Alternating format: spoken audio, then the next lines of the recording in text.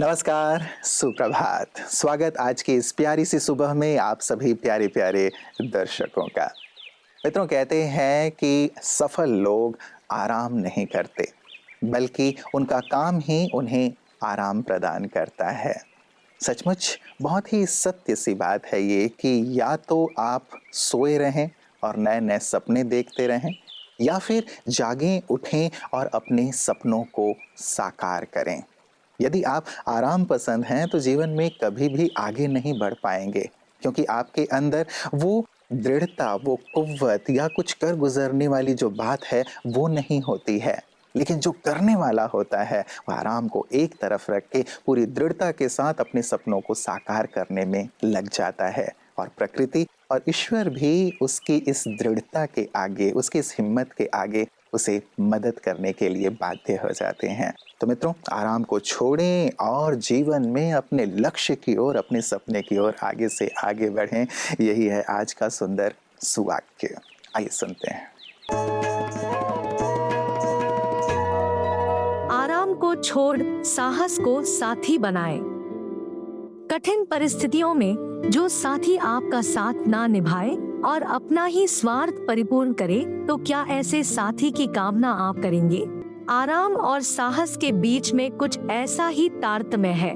अगर हम आराम को अपनाएंगे तो वो हमेशा आलस्य के तरफ प्रेरित करेगा, कभी भी सच का सामना करने का साहस प्रदान नहीं करेगा। इसके विपरीत जब साहस हमारा संगी बनता है तो वो उस खिवैया जैसा होता है जो कठिन परिस्थितियों के तूफानों में भी हमारा साथ कभी नहीं छोड़ता है।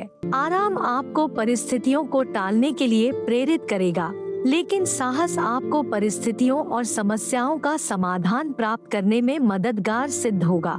आराम अस्थायी है, लेकिन साहस एक स्थायी गुण है जो एक बार साथी बनकर सफलता की प्राप्ति तक आपका साथ निभाएगा तथा आपको शक्ति भी प्रदान करेगा।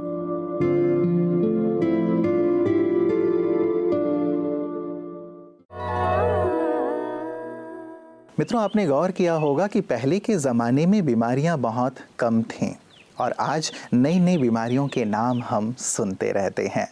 कारण कई हो सकते हैं, प्रदूषण भी बढ़ रहा है और भी कई चीज़ें हो सकती हैं, लेकिन एक कारण जो मुझे लगता है वो ये भी है कि पहले के लोग बहुत परिश्रमी हुआ करते थे।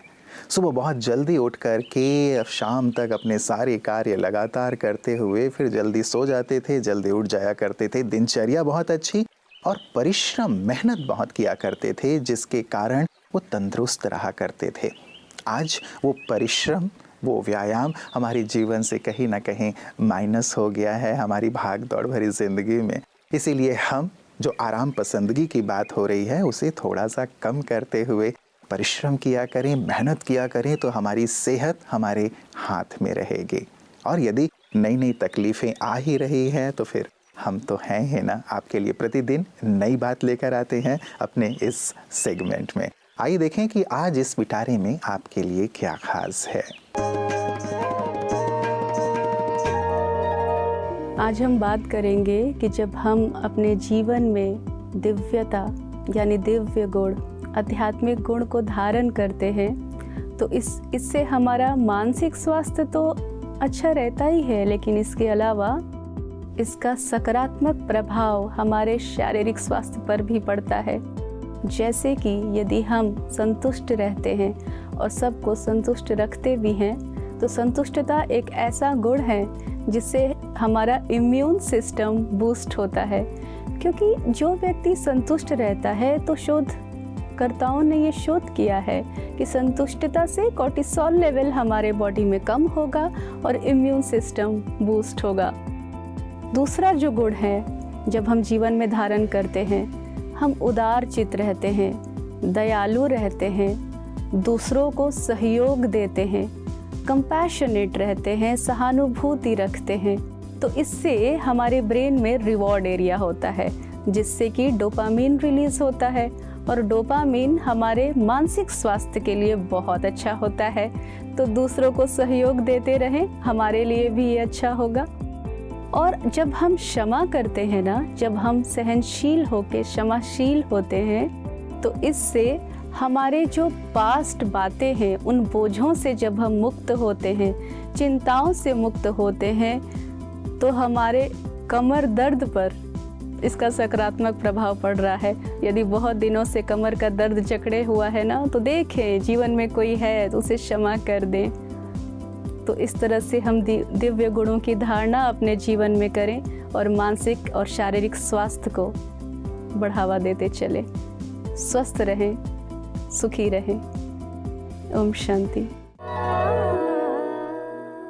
मित्रों, कहते हैं कि धन के आते ही जीवन में सुख मिलेगा, ये ज़रूरी नहीं, इसकी कोई गारंटी नहीं। लेकिन जीवन में धर्म आते ही सुख मिलेगा, इसकी 200% गारंटी है। क्योंकि धर्म अकेले नहीं आता, धर्म अपने साथ अच्छाइयों को, खूबियों को, मूल्यों को लेकर आता है। और यहाँ धर्म, हम किसी दैहिक धर्म की बात नहीं कर रहे हैं। धर्म अर्थात जीवन की सुंदर धारणाएं, धर्म अर्थात जो आध्यात्मिक भाव आत्मा में समाया हुआ है, उसका जीवन में प्रकटीकरण जब होता है तो सचमुच जीवन आनंद से ओतप्रोत हो जाता है। और ऐसा ही सुंदर अनुभव करते हैं आध्यात्मिक वातावरण में जो ब्रह्मा कुमारी इसके प्रांगण में हमारे विशिष्ट जन आते हैं, और वही अपने सुंदर अनुभव प्रतिदिन हमारे साथ साझा भी करते हैं कि वो यहाँ आकर कैसा अनुभव करते हैं और आध्यात्म हमारे जीवन के लिए कितना आवश्यक है। जैसा कि आपने बोला कि आप जो लोगों को दिखाना चाहते हैं, तो आप कंटेंट बहुत केयरफुली बनाते हैं कि आपका एक पॉजिटिव अप्रोच होना चाहिए। तो इसमें आध्यात्मिकता का क्या आप मानती हैं बहुत अहम एक रोल है? ब्रह्मा कुमारी संस्था जो हमें राजयोग मेडिटेशन सिखाती है, जिस तरह से आप खुद को परिवर्तित करके फिर आप सृष्टि को परिवर्तित कर सकते हैं। बिल्कुल, आज भी जैसे मीडिया कॉन्फ्रेंस हुई तो मैंने यही बोला आज भी कि ब्रह्मा कुमारी से उनके 20 विंग्स है। बिल्कुल, वहाँ दिल्ली में G20 हो रहा है, पर ब्रह्मा कुमारी से ऑलरेडी वो सब कर रहा है ऑलरेडी।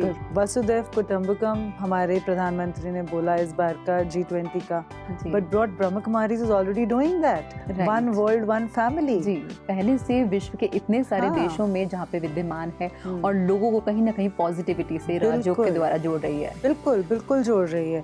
अब वो किस हद तक लोग उस चीज को ग्रहण कर रहे हैं, सब अपनी अपनी कैपेसिटी के साथ कर रहे हैं। जैसे बोला कि सब अपने आएंगे, तो कंटेंट में अध्यात्म जैसे आपने बोला बहुत जरूरी है और होता भी है।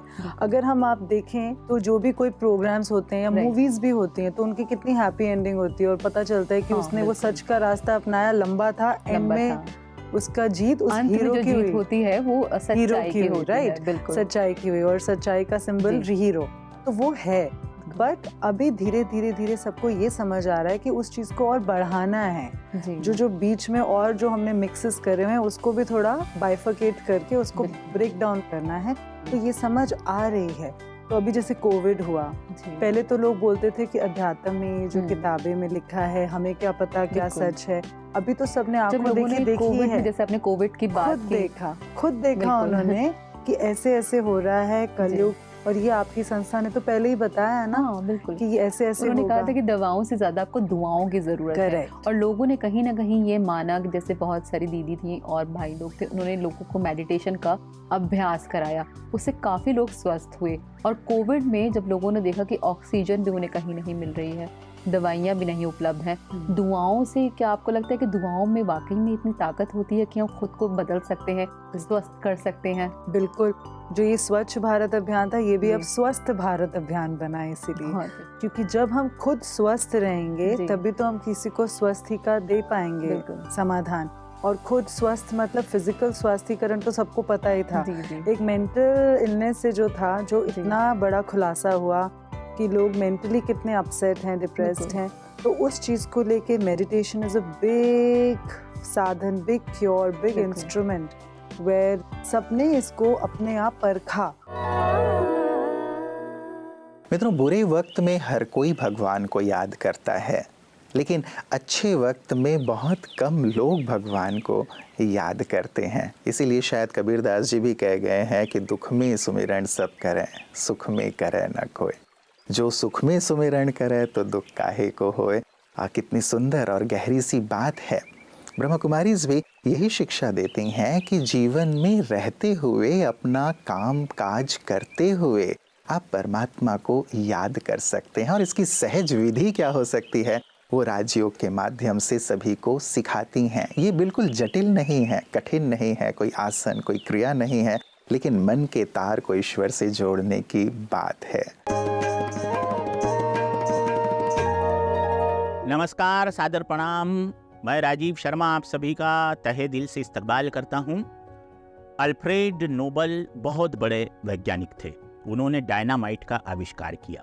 एक बार उनके ब्रदर की डेथ हो गई। 19वीं सदी की यानी 1880-81 के आसपास की बात है। ब्रदर की डेथ हो गई, मगर भूल से अखबारों तक ये जानकारी पहुंच गई कि अल्फ्रेड नोबल की डेथ हो गई है। तो अखबारों ने हेडिंग छापा, मौत के सौदागर का निधन। जब अपने नाम के इस हेडिंग को अखबारों में अल्फ्रेड नोबल ने पढ़ा तो उसे लगा कि अरे मरने के बाद मैं इन विशेषणों से जाना जाऊंगा। उसके चिंतन की धारा बदल गई, उसके सोच की धारा बदल गई और उसने अपनी अकूत संपदा एक ट्रस्ट को दान कर दी। और ट्रस्ट वालों से ये कहा कि जो भी भौतिक शास्त्र के क्षेत्र में, रसायन शास्त्र के क्षेत्र में, चिकित्सा के क्षेत्र में, साहित्य में, शांति में अच्छा काम करे, उसे नोबेल पुरस्कार दिया जाए।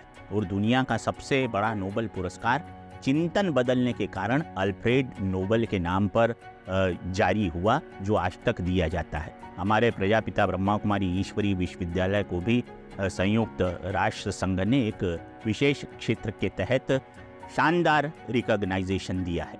कहने का मतलब ये है कि मरने के बाद आप किस विशेषण से जाने जाएंगे, इसके लिए अभी से सत्कर्म करते चलें। ऐसे कर्म करते चलें जिसमें दुनिया के लिए डायनामाइट नहीं, दुनिया की अच्छाइयों को प्रोत्साहन करने के लिए हम कोई सत्कर्म कर सकें। यदि हम ऐसा करते हैं तो हम भी नोबल नाम को अपने जीवन में चरितार्थ कर सकते हैं। ओम शांति। सुंदर सेवा कार्य और ऐसी सेवा जो ईश्वर से जोड़ने वाली है। हमें कई बार लगता है कि हम ईश्वर को याद जीवन के अंत में करेंगे, जब हमें ऐसा लगेगा कि अब हमारे जाने का समय है ईश्वर के पास। लेकिन ऐसा नहीं है मित्रों। जीवन के हर पल में ईश्वर की आवश्यकता है हमें, क्योंकि वही हमारे सारे दुख, बोझ, गम लेने वाले हैं। और तो कोई है नहीं जिसे हम ये सारी चीज़ें दे सकें। और किसी ने बहुत प्यारी सी बात कही है कि जैसे ट्रेन की सीट पर आप अपने आप को छोड़कर, लिटाकर बिल्कुल निश्चिंत हो जाते हैं, अपनी सारी बोझ आप सीट को दे देते हैं, सीट ले लेता है और आप हल्के हो जाते हैं। ईश्वर भी ठीक ऐसे ही हैं, हमारे सारे दुख, गम, बोझ को लेने वाले और हमें निश्चिंत करने वाले। वो यही कहते हैं कि तुम मेरे बच्चे हो, तुम क्यों भारी हो रहे हो, जो भी जीवन में तकलीफ़ है मुझे दे दो और मुझसे शक्ति लेकर जीवन में आगे बढ़ो। क्यों ना हम भी ईश्वर से जुड़कर अपने जीवन को ऐसा ही श्रेष्ठ बनाएं, अपने दुखों के दिनों को छोड़कर सुख के दिन की ओर आगे बढ़ें, अच्छाई की ओर आगे बढ़ें। तो अध्यात्म और ईश्वर का हाथ ज़रूर थामें, क्योंकि आज के दौर में इसकी नितांत आवश्यकता है और यही हमें जीवन में संपूर्ण सफल बनाने वाली है, जीवन को आनंद और सुकून से भरने वाली है। चिंतन कीजिएगा, कल पुनः मुलाकात होगी। नमस्कार, ओम शांति।